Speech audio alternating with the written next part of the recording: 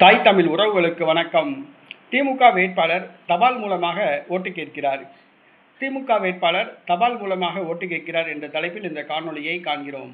2026 தமிழக சட்டசபை தேர்தல் சூடுபிடித்துள்ளது.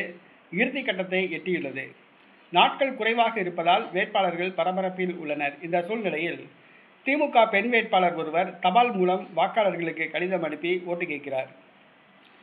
மேட்டுப்பாளையம் தொகுதி திமுக வேட்பாளர் கவிதா கல்யாணசுந்தரம் தேர்தல் பிரச்சாரத்துக்கே நேரடியாக செல்லவில்லை. வெயில் சுட்டரிக்கிறது. வெயிலில் போய் ஓட்டு கேட்டோம்னா கருத்து போயிடுவோம். வெயில் கொளுத்துற வெயில் நம்மளுக்கு ஒத்துக்காது அப்படின்ட்டு தேர்தல் பிரச்சாரம் செய்யாமல் சாயந்தரம் 7 மணிக்கு போல போய் பிரச்சாரம் பண்ணுறாங்க. பகலில் போய் வீட்டில் ஏசி ரூமில் குழுகுலுன்னு இருக்க ஏசி ரூமில் படுத்து தூங்குறாங்க. வாக்காளர்களை நேரடியாக சந்திக்க நேரம் இல்லை அப்படின்னு சொல்லிட்டு தபால் மூலமாக ஓட்டு கேட்குறாங்க.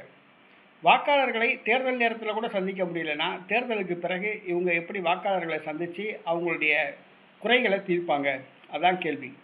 தேர்தல் நேரத்தில் கூட ஓட்டு கேட்குறதுக்கு இந்த வேட்பாளர்கள் வாக்காளர்களை சந்திக்காட்டினா தேர்தல் முடிஞ்ச பிறகு எம்எல்ஏ ஆன பிறகு எப்படி இவங்க வாக்காளர்களை வீடு தேடி போய் சந்திப்பாங்க? கேள்விக்குறியாக தான் உள்ளது.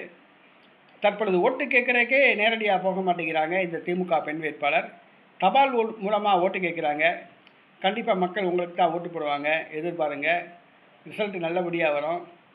நம்ம எம்எல்ஏ ஆகும்னு நம்பிக்கையாக இருங்க. ஏன்னா ரொம்ப சுறுசுறுப்பாக நீங்கள் தபால் மூலம் ஓட்டு கேட்குறீங்கல்ல, மக்கள் உங்களுக்கு தான் ஓட்டு போடுவாங்க. கண்டிப்பாக நேரடியாக பார்க்க வரல, தபால் மூலமாக ஓட்டு கேட்குறாங்க. வித்தியாசமான முறையில் ஓட்டு கேட்குறாங்க. இவங்களுக்கே ஓட்டு போடுவோம் அப்படின்ட்டு உங்களுக்கு ஓட்டு போடுவாங்க. நம்ம ஜெயிச்சிருவோம், எம்எல்ஏ ஆயிடுவோம்னு நம்பிக்கையாக இருங்க.